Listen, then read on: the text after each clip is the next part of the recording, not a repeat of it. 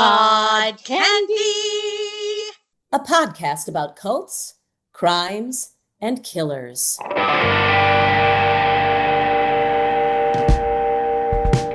The Perfect Neighbor on Netflix looks at the real case from Ocala, Florida, involving Ajika A.J. Owens and her neighbor, Susan Lawrence. The documentary lays out how tensions built over routine issues, complaints about noise, kids playing nearby, and repeated disputes that escalated over time. Police records, body cam footage, and 911 calls show how many times authorities were contacted before anything violent happened. And then on June 2nd, 2023, Lawrence fired a shot through her locked front door, killing Owens. A moment caught only through the aftermath on police cameras and witness accounts. The documentary relies almost entirely on real documentation, letting the footage and official reports show how the situation spiraled. And ultimately, Lawrence was convicted of manslaughter, a devastating end to a conflict that never should have reached that level. The documentary examines the warning signs, the conflict's escalation, and the legal consequences that followed. Outside my window, it's only raining. When the wind blows, I feel pain. I don't need no doctor, baby, I'm not sick. My body's been locked up, heartbroken ever since.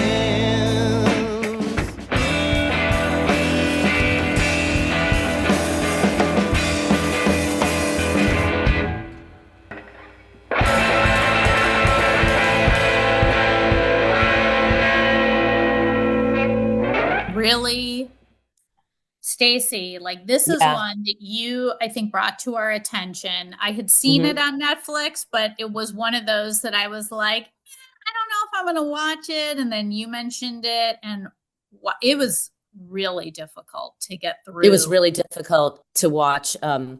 So, for our audience who may or may not have watched The Perfect Neighbor on Netflix, it's a one-off. It's like a 1 hour and a half. And it's extremely detailed because they have actual footage of the events that happened in this little kind of community of homes with a big park in front where kids would go outside and play. And when we're talking about playing, we're saying playing football, wrestling, racing each other, playing hide and go seek, tag, children's games that we all wish our kids would go outside and do now. I mean, if my kids were outside in the park playing football for 3 hours, and they're going to make noise. They're children. But these were children who were not badly behaved, and they weren't, maybe they did a ding dong ditch. I mean, who didn't? But seriously, this woman who lived there Susan would not let it go. She would not let it go. Yeah, she wouldn't. Okay, so I'm going to say probably something controversial here. That's fine. That's what we're doing this for. Yeah, and it's not like, obviously the ending was that the woman. Wait, you're not going to say that Susan is hot. Okay, sorry. That would be great. That didn't even cross my mind. But honestly, Stacey, I do not think that. However, that is a good controversial statement. Sorry. No, what I was going to say is, I don't have children, but I don't think that the comment that I'm going to make really pertains to that. Mm-hmm. However, I have lived in a multi-unit condo building for a very long time, and this was like freestanding homes, but I would be annoyed if anybody was constantly making noise, constantly antagonizing me, constantly when I am like, okay, this is my home, this is my land, I guess, whatever the property lines were, and they kept crossing that, right? So I'm not saying that I would ever shoot anybody, and that's like disgusting. But I do blame, as I believe you do too, the police. This was a woman who was at her wit's end, the Susan Lawrence. She kept calling and calling. I had neighbors myself who lived below me at a previous residence who were drug addicts, and they were very into sex parties. And for 2.5 years, I lived in hell. I heard them at all hours of the night. They were beating each other up. They were always having parties. And I did not know what to do. I contacted the police. I kept telling my board. Eventually, I sold the home and left, which comes to question why Susan didn't just get out of there. So react to some of this, but these are the things, like, from my personal view, I get Susan's side. I don't condone at all her shooting anybody, but she should have maybe gotten some help from the police so that it didn't escalate to this. Yeah, there was a lot of okay, I hear you. And I have had experiences in my life where I've lived in condos or units, apartment units, where there's been tons of noise up and below and side to side, and parties late. And my son complains of, there's a frat house next to his dorm and it's loud. And when you're trying to sleep, it really sucks. It's almost as bad as your husband snoring. I don't have a husband. So anyway, I understand her frustration. The cops came. This is the part that I agree with you on about the cops. The cops kept coming and coming. They talked to AJ and all the families with the children that lived in the area, the little, let's call it a cul-de-sac area, where there's a bunch of homes and then a common area with a park across the street, and everybody has this little courtyard. So the thing that's disturbing about it is we're dealing with, not drug addicts. And I'm not negating what you're saying. I agree with you. I've had this experience. Drug addicts and, hookers and fighting, just kids playing. And yes, they should have figured out, maybe compromised and figured out, the kids will play from 1 to 3 and then you'll have a break and they won't be out there after hours screaming and all that stuff. But nothing, everything was so disjointed, and the cops came and they would talk to this side and talk to her and talk to this side. The thing I'm not understanding is, why didn't they recognize that this Susan woman was getting really mad and getting she was a little off, it wasn't a normal woman, not normal. And I don't, she seemed just a little bit unhinged, and the way she was responding and swearing at them and that stuff that just got ugly. So that's the part that I do think the cops failed at. Yes, I agree with you that I agree with everything that you're saying, Stacey, but she didn't seem to me off in the footage that was shown, except for when she screamed when the cop tried to get into her house. The cop was like, "Come on out, Miss Lawrence, come." And she was like, "What?" And then she explained that she was attacked earlier. So never on camera did I see her go crazy with the kids. I heard her calling the police for help over and over again, but I guess I don't know. That was, I think, my, kind of, I didn't know how crazy she was. Do I think it really got to her and that's a little nuts? Yes. But again, I've been in that situation. I would never let it get to violence like that.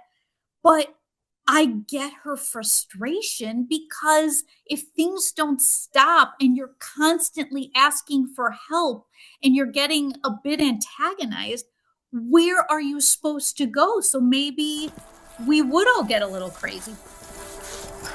I'm having problems with the neighbors' children. They come up to me and just scream like idiots. And I finally, I lost my nerve today. I just couldn't take it anymore. I called the kids retards. Then the mother comes screaming at me, "Don't call my children retards. I'm going to put you in a nursing home." Is there anything I can do with these people?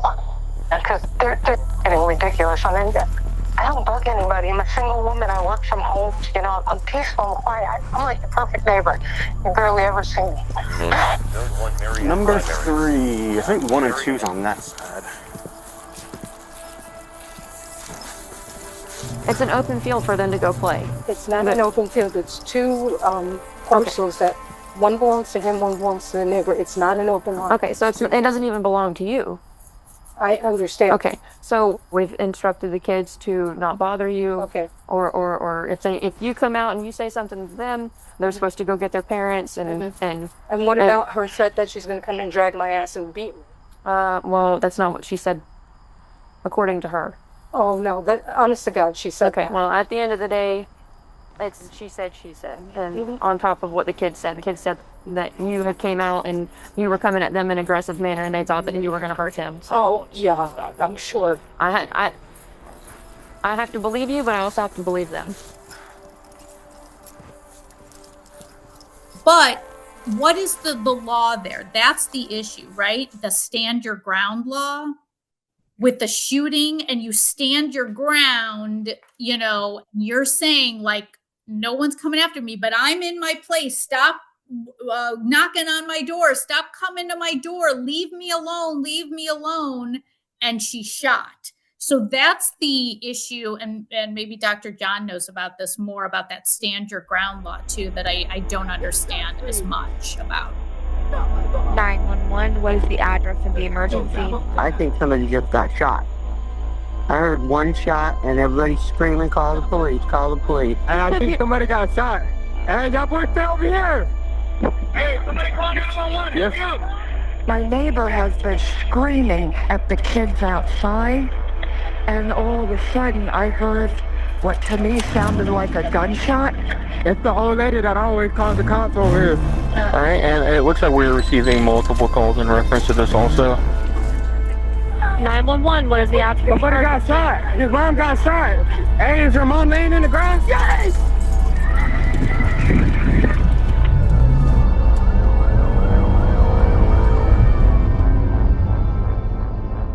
When she finally shot the woman, who, AJ. by the way, yeah, you know, she was shooting through a closed door, correct? Right. Correct. So, you know, she didn't know it was on the other side. And I know that it wasn't premeditated, obviously, but she had the gun. I just think that is so dangerous. It's so crazy to not know what you're shooting at and to shoot blindly. 100%. There was also that thing about putting the dog in the van, and she said they put this giant scary dog, and then it wasn't a giant dog. I didn't understand any Yeah, of they that said stuff. the kids put like a puppy in there. But you know what? Did you feel like I felt when the police kept visiting over and over again? Yes. They kind of treated it like, no big deal. Hey, I want to be your buddies. Hey, kids, I'm going to be Yes. your buddy. And hey, I'm everybody. a policeman. Except I get it that this woman, you know, just don't go by her lawn anymore. Well, they kept doing it. So that Right. didn't work. So why didn't the police escalate it where they said, hey, everybody? I never saw any footage of the police Right. being like, let's bring Susan Lawrence and all the kids and the parents in the neighborhood. Let's get everybody together and let's discuss this. And Yes, maybe that's exactly to right. de-escalate the issue where it wouldn't have gotten to the point of murder. Yeah. I mean, I agree with you. Why didn't they bring them all to the station? Why didn't they take the adults and that adult, bring them together and say, we need to have like, you know, sort of an intervention in the situation so that Susan doesn't feel this way and your kids can also play. I don't think Susan is a great person in general. She's a liar and she's just gross. But I do think that maybe in the beginning, if she had been, you know, talked to and felt like she was being heard, then it might not have gotten to this place. Bingo. You know? Bingo. So, I think she was never being heard. Bingo. She was never being heard. But then, so the reason it was so hard for me to watch was that little boy. That little boy who lost his mom. Yeah. So he was the one who saw it. He's this kid, little adorable kid. I don't remember how old he is, maybe 8 or 9 or 10. Okay, baby. Is she moving? Yeah, she's moving. It's okay. I'll be okay. I want to see her. So right now she's going to the hospital so that way they can take better care of her than what I can do right here, okay? At the hospital they have all the fancy machines and equipment that we don't get in the field. All right, so you can't see her right now, but as soon as we can, we'll try to make that happen, okay? All right. You're being so strong. Very proud of you. So can you tell me what happened? So I was going to get my tablet from over there because we was playing the game. She had my tablet. I said, put down my tablet. The lady in apartment 3? Yeah, she put it down and then tried to throw the roller skates at me. And then I got my brother. He said, throw the stuff at me, throw the stuff at me. And then she called both of us a Jack A-word. And so I got my mother. She kept on banging on the door. She shot her. All right, are you hurt? No. Okay. Well, my heart is broken. I know, sweetheart. It's okay, baby. It's okay. She's gonna be okay. She's gonna be okay. The parents are divorced, so his mom was shot. His dad shows up, and his dad has to tell him, about almost toward the end of the documentary that she had, because he thought she might live, but that she had passed. And I felt like I could feel the kids panic, and he wanted to run away, and the dad grabbed him, and it was just really sad and dark, and just talk about ruining a group of people in a generation of, that kid's life, and everyone around them. It was so hard to watch. I had to keep pausing it because I just was feeling for that little boy. There was a lot of, it was very sad. There was a lot of frustration watching it, and also of these people that this was happening to, because the parents were frustrated. The kids were frustrated. They couldn't play, or they constantly were getting, told, like, the police would come when they were playing anywhere near the woman's house. Why didn't the police say, this is your property line, get them all together? We don't, and, the parents did kind of, and I get it, because, like, you want your kids to play, like you said, you want, like, they're playing. They're not out there, like, selling drugs or getting into trouble. They're literally wanting to play. Yes. However, this woman, Susan Lawrence, was like, this is my property line. You are not, and is that bitchy of her? Of course it is. However, she kept saying it over and over again. They are coming onto my property. The parents didn't seem to be like, hey, don't, please don't go to her house. Please don't go to her property. They were like, it's okay. And then they got frustrated when Susan kept calling the police. So it was always going to be a never-ending cycle. Unfortunately, it wound up in murder, which is the worst possible outcome, where a son sees his mother dead. It's awful. And, as a mom now, I grew up with a mother who would say to me, don't honk. They might shoot you. Don't do this. You might get shot. Like, I don't know if that's a Jewish mother thing, but, I'm always aware of that. And I feel like as a mom, I'm not dissing these moms for not saying this. I'm not commenting on them. I'm commenting on me. If my kid kept going over to my neighbor's house and bothering him, I would tell them, you can't do that. You cannot go over there anymore. It's off limits. We have to have some rules and some boundaries about this, because you got to respect the adults that are also living here. We all have to live in harmony. Yes, there's a common area, but again, like in the dorms, the common area was only open from this time to this time, and you couldn't be in it after that because of everyone else's personal space. So I just feel like, as a mother, I would have been scared of the woman at a certain point. I would have been scared. Really. I was I getting think scared. I'm very curious to hear what the doctor in the green room has to say Yeah, about a lot of this, so because am I. I think he can really shed some light on maybe both perspectives, and just Yeah, from like a a psychological. psychological side of Hmm. things. So I think he's on the ground right now, crawling around looking for a cookie.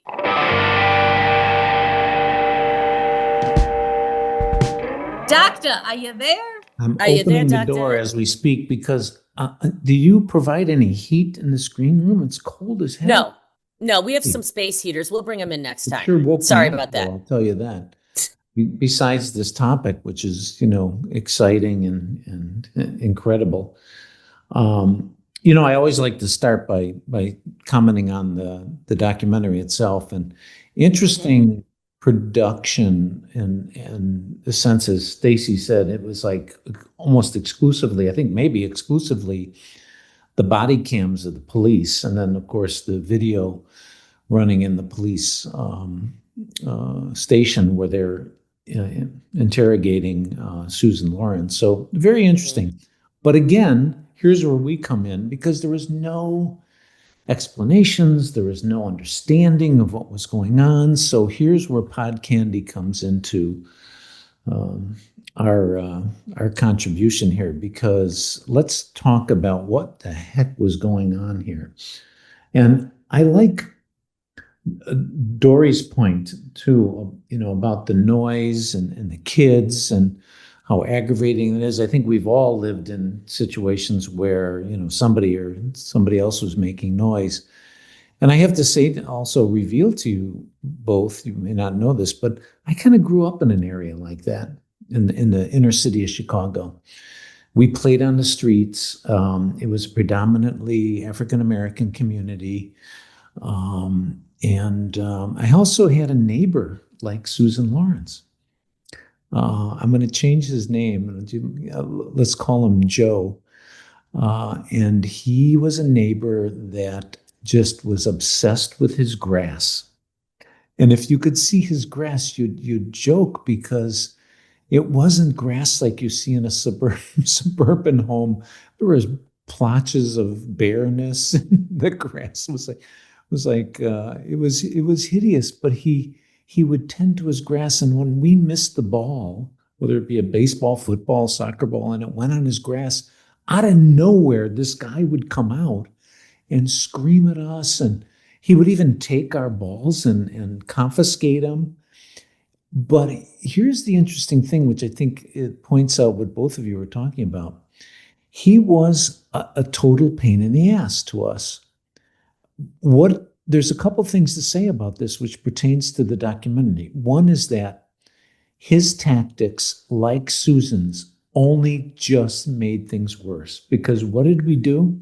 We just, when our ball went on this guy's grass, we would kind of jump on the grass or just kick his grass to make it worse, and then stick our tongue out at his house. It's like, what kids do, right? In the documentary, this one little boy, I saw it, and granted, I was identifying with a lot of the things the kids were doing. He'd stick his booty out, and he made a little booty shake to the lady when she came out. I don't know if anybody noticed that. And that's the kind of thing we do. Susan didn't realize that all she's doing is inflaming the situation. And I agree with your comments on the police, which I'll get to in a second. But back to Dory's comments about, the noise and the aggravation of it. Yes, there was, it's certainly something that irritates people to the core, because we get tired, we're exhausted, and then they have this happen. You don't get any rest, so it just exacerbates whatever anxiety, whatever exhaustion you have inside. So I totally agree. In the police, again, I think you're right. At first, when I was watching the documentary, I'm going, boy, these police have the patience of Job. They keep going over there and, okay, ma'am. But you're right. There was no solution offered here. There was nothing like, let's call up the owner of this land that the kids are playing on. Maybe we can come to a solution. We'll put up a fence or a temporary fence. It was a vacant lot, basically, next to all of these houses. And maybe there should have been a fence put up or some kind of better demarcation that, the kids shouldn't play there. But I will say, I thought overall, another thought I had as I was watching it, this was a good community. These people were together, except for Susan. She was an outlier. She was the only white person in the whole community. Well, she wasn't the only white person. There was the mother, one of the mothers. Right, but that was a mixed. It was a predominantly. It was a mixed, Black it was community. a mixed race household. Yes. If you notice. Yes. Yeah. But she was an outlier. She was alone, lived alone, and owned her property. It was hinted that she owned and everybody else was renting. So I think that is another aspect psychologically to what she was going through. This is my house. You're disrupting my house. And the kids did pull pranks on her. Like I think this whole thing of leaving the skates or throwing the skates by her door, trying to put the dog in her bed of her truck. They again, but it was exacerbated by Susan's actions. This is what kids do when an adult is poking the bear, so to speak. Kids are going to do this. I also agree that the parents probably could have been stronger, as Stacey was saying, with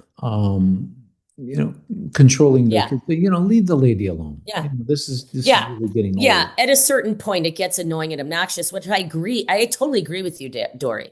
I mean, it's almost like you get this rage when you're being not able to fall asleep and you're not able to concentrate. Because I have that in my regular life now, even.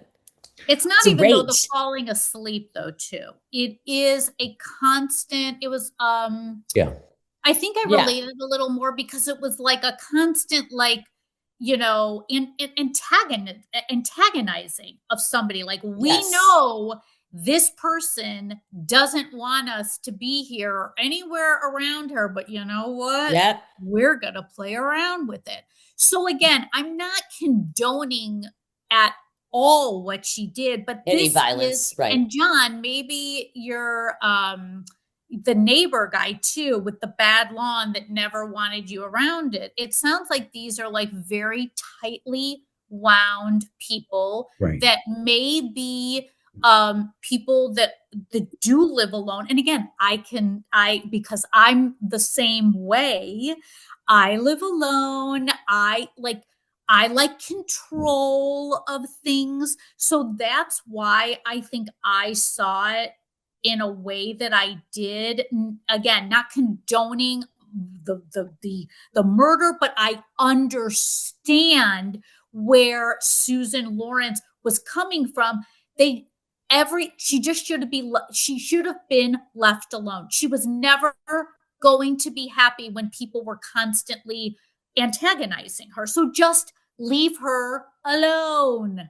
Yeah, I agree. And, I didn't finish my story, which I meant to, because with this neighbor, Joe, my dad had to go over and confront him and had words with him. But let me tell you, as this went on, everybody lived in harmony with Joe. We grew up, got to be a little older. We didn't play in the streets anymore. We were in school sports and didn't need to play on the street and stuff like that. And I would say hello to Joe. I think I was a preteen and I was friendly with Joe and, hey, Joe. And he had how did it get to that point though? Like, how did it get to the point of harmony when he was constantly furious? I think because what you just said, Dori, we left him alone. You just left him at a certain point. We left him alone. We were careful not to, have our ball go at his house. And I think he kind of got tired of it as well. I think he got tired of bounding out of it. He literally would bound out of his, he was a retired City of Chicago bus driver. And he would literally bound out of his house and go chase us and grab the ball. I think he got I see tired. that as Susan, like coming, like being like almost waiting for it, like, Yeah. like looking through the window, being like, oh, they're getting so close to I'm gonna go call the police. I'm gonna go Yes. tell them, get out of here. Yes. Yes. 911, what is the address of emergency? I got kids trespassing again. They're leaving all the toys around. They're just screaming, yelling, just being absolutely obnoxious. I went and threw the roller skates over to the other side. The kid says I'm going to beat you up for that. Is he out there right now? Yeah, there are several kids out there right now, and I'm hearing from my wife. I'm very scared. Was there any weapons involved? No. And the kid's saying I took his iPad and all this other shit. It's just absurd. I don't like the kids threatening me that they're going to beat me up, that they're going to get someone else to kill me. And this is just ridiculous. They just keep badgering me. I'm just sick of these children. Now that they're home from school, it's like, craziness. All right, do you want you to avoid that person and then keep your doors and windows locked? An officer will be dispatched as soon as possible. Do you want the officer to contact you? Please, yes. All right. Because what's going to happen is his mom's going to go out and wait for the officer and run and say, oh my God, I was threatening this kid, which just isn't true.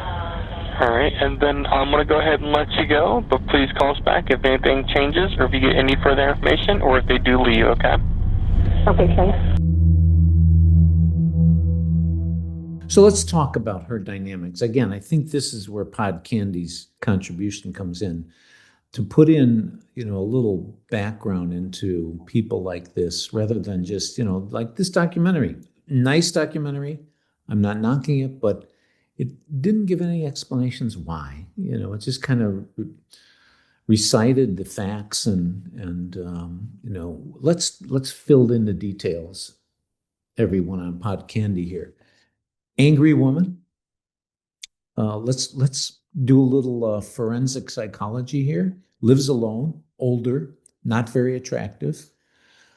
She did sneak in there one time. I didn't quite believe it, but she said to the policeman in one of the police visits, well, I've been attacked and raped, so I'm just, live in fear.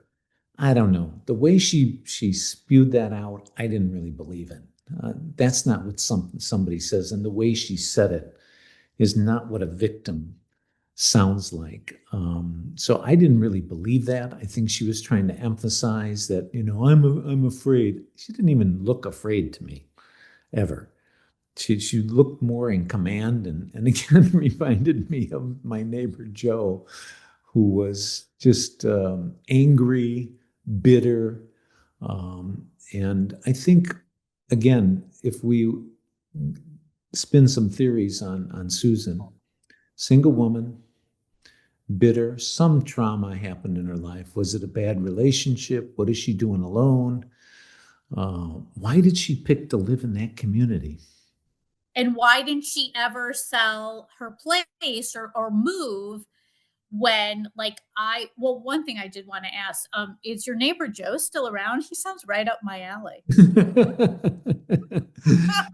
But also, why? Thankfully, because of the success of my career, I have moved away from that neighborhood. All right. Well, hey Joe, if you're pseudonym Joe, if you're listening, there's a lady on Pod Candy that'd be interested in meeting you. But and how is your grass? I don't know if Dori, I don't know if Joe would make good one, Stacey. But I ended up moving out of my terrible situation. Like, I couldn't take it anymore because nobody was helping me. So I ended up leaving. It sounds like she was going to stay there till the very end. Like, that's the mindset I don't understand. Well, I think this also, in a very bizarre way, was a mission for her, was a purpose for her. She was on a mission to stop this. Okay, that's what I mean. You get a single person living alone. Doesn't seem like she worked. There was no mention that she was home all the time. So what has she got to do, just like Joe, but to be watching for this, like you said, Dori, she'd open her blinds, which Joe did, by the way, and he'd be watching out for us to see if we were playing ball, etc. And every once in a while, we'd give him the finger, of course.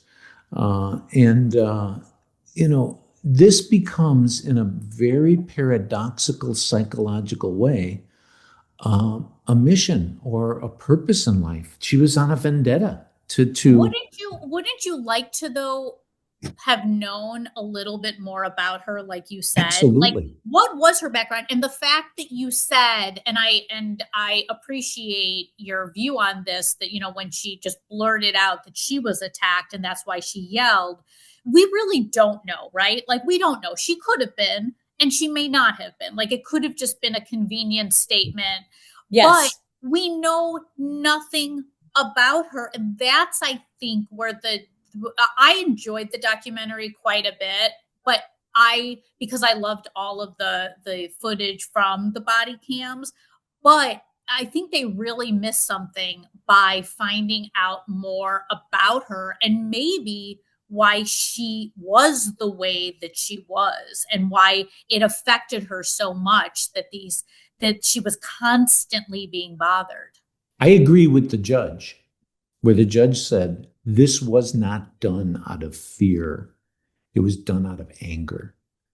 Yes. And I think we have an angry, bitter woman, broken for some reason psychologically by some trauma or some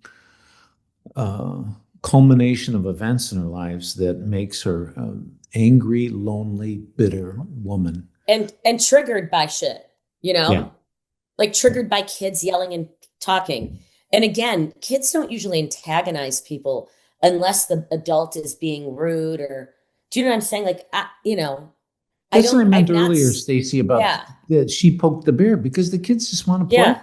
They're involved in their games. And yeah, they just want to play and have fun. We didn't want to deal with Joe, but when he came out and was an ass to us, we're giving him the finger and sticking our tongues out at him and yelling at him for taking our balls, because I mean, nobody wants their balls taken, John. No. I've had my balls taken and it was very difficult. I think I've become, what is that called? The setup man, the straight man for Dori's humor. Yes, you are the straight man for Dori's jokes. Yeah, and especially in those days, we only had one ball. You had a ball, and a stick. We didn't have a whole, sports locker to go in. Right. So when Joe took the ball, the game was over, so. Right. What a party pooper. Yeah. So it became, then it becomes a battle, right? It's us against the neighbor who's doing these things. And that's what you saw in the documentary. And I think the mom, and again, I didn't think about this till this very second, but the mom did what my dad did with Joe. She's knocking on the door, trying to say, why are you throwing things at my kids? Because that's what really precipitated AJ for knocking on her door that night, is because Susan threw something at the kids in this one particular incident of the noise. And so mom went to her door, like my dad did with this Joe, and wanted to say, don't mess with my kids. And you saw the Reverend Al Sharpton at the funeral talk about this. Thought that was pretty cool to have Al Sharpton give a sermon at her funeral and talked about moms standing up for their kids. That was really a powerful statement. And that's what AJ was doing. And she gets shot for it. It's just such a tragedy. Ugh. Yeah, because you get passionate. You want to stand up for your kids.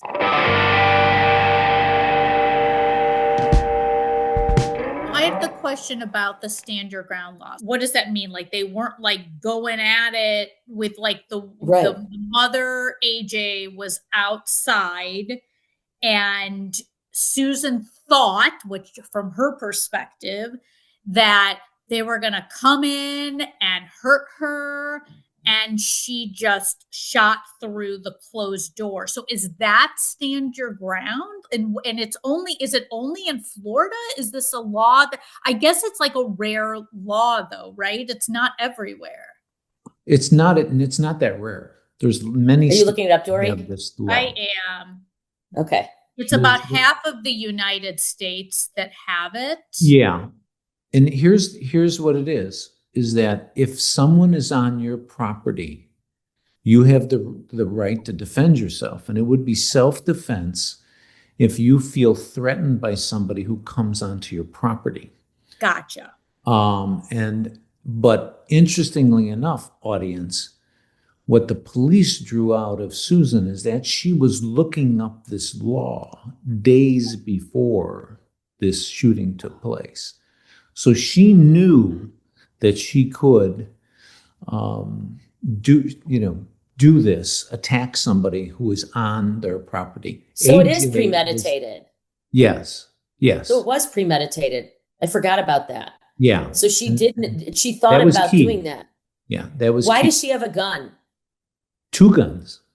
Crazy. Well, that's our our gun laws, and people are fearful. I have a patient in Texas a woman.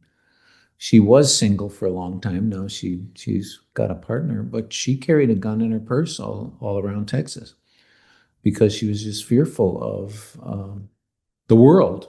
People are afraid. People are afraid in the world, and so Susan had 2 guns, and and wasn't it poignant with the little boy at the night of the shooting? So starts screaming, "This is why guns are bad." I don't know if you heard that. It was very but it was like everything about that little boy. I just wanted to embrace him. I was like thinking, how could I find out how to give him like college money? Yeah. Because I just want him to be, he just seemed so, I don't know. There was something about him that was just so vulnerable and open, and which brings me to another statement that the Reverend Sharpton mentioned in his eulogy. He said, be fantastic, be wonderful in your life, because this is the legacy of what your mom wanted. The night that it happened, I fell asleep in my auntie's car. And when I was dreaming, she appeared as an angel. Don't grow up feeling guilty. Don't say mama wouldn't have died if it wasn't for me. No, mama chose to stand up for you. Because mama knew if she allowed people to degrade you and she not stand up for you, that you'd grow up with a feeling that you were something that could be degraded. She chose you over her. That's what mothers do. Because I want you to go and be everything she wanted you to be.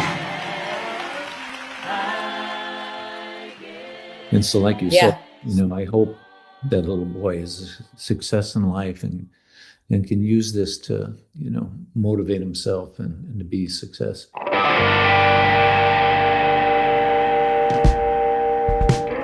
By the way, on this whole issue of stand your ground, we had an episode of this in our own area, everyone. I don't know if you both heard the story of the cleaning lady who went to the wrong house, and was shot and killed. I do. Here we have the story, for just to explain to our audience, a Hispanic cleaning lady and her husband, she got the wrong address for a new client of hers for her cleaning service. And she rang the doorbell of an individual, I think that was in northern Indiana, and the homeowner shot her, fell into her husband's arms and died because she rang the doorbell at the wrong address. So that, because you said like that she was Hispanic. So and with this, documentary as well, it was, a Black community where a couple of white people were there do you think that on Susan's end it was racially motivated? I know that they talked. I know when the parents and the kids kept calling her a Karen, which we all know what that means. Do you guys feel that this was because I really don't know. I really don't know. I do. Throughout the whole documentary, even from the very beginning of the first calls, the neighbors said that Karen used the N-word vigorously. I want to say that I think she was. This is my opinion. So and her name is Susan, but they kept calling her Karen. So I just wanted to. Yeah, right. She's a Karen. Yeah, she's as opposed a to Karen. her name wasn't right, which is a term for like an annoying white woman. I do think that her sense of entitlement over these people was obvious. I feel that her anger, like if they had been, and I think every person is equal, okay? But if they had been her equals, white people that had a lot of money or something, would she have been as free to complain and do all these things? Or did she feel that she had the entitlement because of her race, which I don't agree with? I'm just saying, is that a possibility? The one momentary little glimpse of insight or explanation that the documentary gave us was at the very end in a written, statement at the end saying, and I wrote it down, white people are more likely to be successful in self-defense claims when they use the stand the ground laws to attack a black person. Interesting. Oh, Jesus Christ. The other stat they wrote was that since the initiation of these stand your ground laws, they've been linked to an increase of from 8 to 11% increase in homicides around the United States. I think it's a terrible idea. I think it's giving people permission. Yeah. And people, isn't this country about, uniting? And now we're just shooting people because they look different or they come to our door. They're at the wrong place. How about not opening the door? Yeah. How about opening the door crack and saying, if somebody comes to my door and I don't recognize them and I know that there's somebody that's not really supposed to come over here, I don't open the door. I don't just go, let me get my gun and shoot them. Yeah. Why does everybody act like a Karen and think everybody's out to get them? Why is that the mentality? Well, we have a lot of fear mongering in our media. I think we live in an area where this is everybody. Dori is nodding for all of the audience who can't see us, which is everybody. Oh, sorry. Yes, I'm not sleeping. I'm kidding. I don't want to be listening. I'm actively listening. I just don't want to be the only. Yes, I was worried that I was the only vocal person about this, but I just hate these white entitled people. Oh no! Sometimes I talk a lot on the podcast. So I wanted to really just listen. You wanted to listen. You wanted to give. We call it in my field empathic listening, Dori. Thank you. Yes, I really felt it. Okay, whatever. I felt your support. But I wanted everybody to know you supported me. Okay. Yes. Okay, go. My point that I was getting at is that we live in a world right now where fear mongering is just the elixir for the media. It's like, this is what we gobble up news about, bad things. And we live in the epicenter of that. The Chicago area gets such bad publicity over, it's shooting, the crime ridden. And it's a wonderful place to live. It's a great place to live, and there's so many things to do, and so culturally enriched. And yet, around the country, as I meet with people around the country in my work, you're from Chicago. How is it? Is it safe? And I go, yeah. I mean, it's a great place to visit, etc. And we have like 1 million visitors each year to Chicago, but we love to hear about, how fearful it is. And Susan was a victim of this, probably. It just fueled her anger and her bitterness and the psych issues that she had that led to all this. You know, it's So where does this so she's in prison. She's in prison for quite a while, right? Like she's right. And by the way, can I add? Yeah. Didn't she look much better? She was in prison.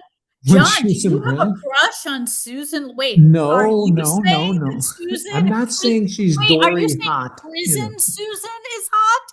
Because maybe pre-prison Susan was not to your liking, but prison Susan maybe. This is right up reminding me, Dori, this is reminding me of prison Warren Jeffs, because John said he thought Warren Jeffs got that better is looking. True. Dr. John may have a thing for those in For prison. inmates. For inmates. I wonder if Warren Jeffs and Susan have met. So wait, but I do, but getting back to this, so she's in the terrible thing is, so AJ she is dead, so the mother is dead, and this is just recently that this you said 2023, right? So yes, 2 years ago. 2025. So Susan is still in prison, and she's in prison for a while. I wonder what the community is like now. I'm just curious, like Me what. too. Well, I would love to see a follow-up of how everybody is doing, how like maybe after 4 or 5 years, how the kids are doing. Like where are they now? Yeah. Maybe that could be an Alex Flaster documentary. Oh, an Alex Flaster production. Yes. By the way, note, Dori, so the sentencing was on November 25th, 2024, a little over a year ago. Okay. So that literally that was the closure, November 25th of 2024. So this is very hot off the press, and you know, I agree with the sentencing. Sometimes I look at some of those sentences and go, I don't think that's enough. Someone died, and you're getting 25 years, and who knows what probation or parole will be offered to this woman. You know. By the way, I think another interesting point of the documentary, it's maybe a touch of a tangent, but when they were actually charging her with the crime, how she was just about resisting arrest. You know, she wouldn't get off the chair. Oh, yes. Yeah. You know. Yeah, that not getting off the chair. They're like, you're going to get off the chair whether we want you to or not. You can't stay in this chair.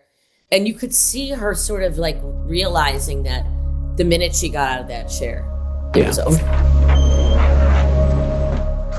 Susan? All right, we're gonna have you go with this deputy here. No. I'm sorry? No. No what? I can't. What's wrong? What's going on? I just can't. I'm sorry, I can't do this. Well, I mean, unfortunately, we're to that point where that's what's gonna happen. Obviously, this isn't a conviction. This is you being charged, and then you're gonna have your day in court to present your side of the story. Okay, so you're gonna go with this deputy. No, I'm not. You're gonna be booked in No, I'm not. and fingerprinted. No. They're gonna take your pictures, and then you'll have an arraignment in the morning. I'm not going. I'm sorry. There's a phone down there. You'll be able to call whoever you need to call, right there in booking. I'm not going. But Susan, we are going. There's no change in that now. You're under arrest. In fact, we can probably go ahead and put handcuffs on her. Let's get her. Let's get you handcuffed. No. Stand up. No, don't touch me. Susan. Stand up, Susan. No. Listen. Sorry, I can't. It can go one of two ways. It can go an easy way or it can go a really hard way. I'm sorry. We don't want it to go the hard way. I'm so sorry. Susan, put yourself in our position. There's no choice in this. You're going over there. I'm sorry, I can't do this. Susan, you understand that from the point of the story that you've given us, that by refusing and resisting, that it's making you look bad, okay? And I understand your reluctance to want to go. Good. I just can't do Okay, this. well, they have medical staff over there As soon that as can you get over assist there, there's a you. nurse right in the front. They can, No. you give them the can't prescription do this. medications that you're taking, all of that. They will assist you in making sure that you get the care you need. No, But I can't we're do going this. over there, okay? You're I gonna go can't. over there and, I just can't do this. okay, well, Come on, Susan, stand up. if we we don't have have, time to Seriously, debate. I can't do this. okay, but do you understand that you're under arrest and you're I gonna be understand taken to the I'm jail under one arrest. way or another, okay? I don't care. Susan? I just can't do this. I'm sorry. what you're saying and doing right now is not reasonable. I know it's not There's reasonable, been people. but I just can't do this. So when you say it's not reasonable, that doesn't make sense to me. I understand. I just can't do this. I'm sorry. Okay. Then this is why we're in this position here, Susan, is because the decisions you make are not reasonable. You make, just like what we're experiencing right now. I'm sorry. I just can't do this. I can't do this. I've had people sit in this chair that have done things, and they get up, they walk out on their own accord. They've done some really bad things.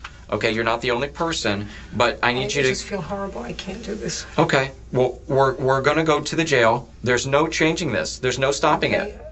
I don't care. Kill me. We're not gonna kill anybody. We're going to take you to the jail. We'd rather you walk on your own. We'd rather you just walk down there. It'd be so much better for everybody if we could just walk down there. Can you just stand up for me? No. So what do you plan on sitting here the rest of the night? I don't know what I'm going to do. I'm probably going to die of a heart attack. Well, like I said, they have medical staff over there. We want to be able to get you over there. The quicker we get you over there, the quicker someone over there that's in medical can see you. No, I just can't do Susan, this is what's going to happen. We're going to put you in handcuffs, and if we have to forcefully bring you out there, that's what we have to do, because we are obligated to take you to the jail now, okay? Thank you for standing up. I understand that. So, put your hands behind your back for me.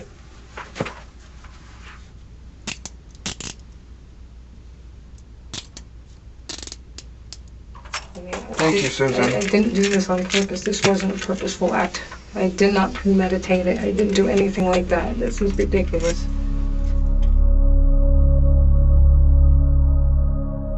What is your thinking of that, Doctor, about somebody who, if she does have mental issues, and I guess it's a whole other tangent about prison or going to, or getting like more like psych help, assistance, because she didn't show a ton of emotion when she was getting interviewed by the police, when she was arrested. I agree. I was just going to go there, Dori. I was going to say to both of you, did you notice her affect? Yes. All this. Weird. It was like flat. We call it flat. Flat. Even at the sentencing. Flat. At the sentencing, if our audience could see us, if you could see me, she's kind of shrugged and went, all right, okay. All right. Yeah, okay, yeah. It was like flat, which is psychologically important in any diagnosis that we'd probably give. This woman had psych problems, and that a flat affect is one of the key indicators of some deeper psychological issues, which this woman clearly showed throughout the whole thing. Was it a personality disorder? Probably. Which Again, one would you I assign can't diagnose on our broadcast, but right. Certainly, but this flat affect is super, super important in diagnosing people with. So then does she just go to prison and just sit in prison, or does she get like psych help while she's in prison? What do you think about that? That's a roll of the dice, Stacey. In my experience, very few prisons. That was Dori that said that, not Stacey. I'm sorry. Because when John talks, sometimes John is looking up at the ceiling when he discusses things. So just so you all know, that was a Dori question, but okay. Please continue. A Dori question. I'll take it. I don't care about being compared to Dori. That's flattering. It is flattering. That's right. Yes. I think when I'm looking out into distance here. Yeah. Now I forgot the question. If she does go to prison, and just her and other people that are committed of these crimes, and because of what you're saying, she does have a flat reaction, so there could be psychological issues. Will she get help, or do you think she'll just sit in prison and not? Most probably just sit in prison and get no help. That's the sadness of our prison system in the U.S. is that we're really not rehabilitating people. We're just containing them and controlling them.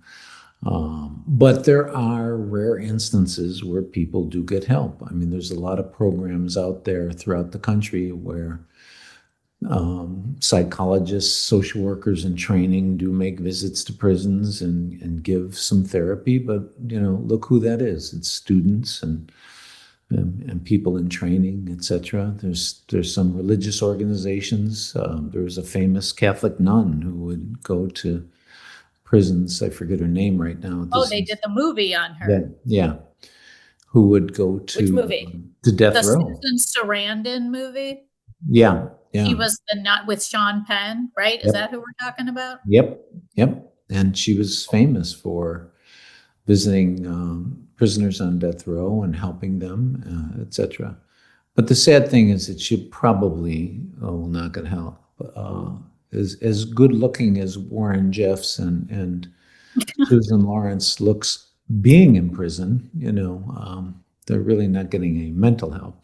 Dr. John has a type, ladies and gentlemen. I think on that note, I think we should end on that note, because really it leaves the listeners with truly something to really go on with Dr. John having his type, which is inmates, just inmates in general. I spend enough time with them. Maybe there's some, occupational hazard. Well, it is time. So yeah, I mean, let me just end with one other thought, because I've been thinking about this and I didn't want to interrupt. I find it to be sad that we have all these people out there who are, pedophiles and rapists and they're in prison, or murderers and they're in prison. I'm not talking about like drug addicts but that don't, or maybe I am talking about drug addicts. I'm talking about everybody. There's no help to help rehabilitate, like you were saying. I know you've already said this, but there's no help. There's no, somebody who was working at a theater was fired because there was inappropriate behavior, fired and just left. And there's no idea, like, instead of firing him, let's get him some help so that he can come back and have a job. I just don't understand what our point of anything is. We put these people in prison and then they're being abused and, sometimes killed, or I just think it's awful. Well, and I know you said that you wanted that to be the last comment, but let me just jump on that very briefly, and we can talk about it in another broadcast. Sadly, that's the state of my field. I mean, I've been in this long enough to see the evolution of mental health care go from almost zero to when I first started to we've had somewhat of a boom time in these last couple years, especially as a result of COVID. We might be in the heyday of mental health care, but we still have a long way to go for situations like this to understand that these people are troubled and need help.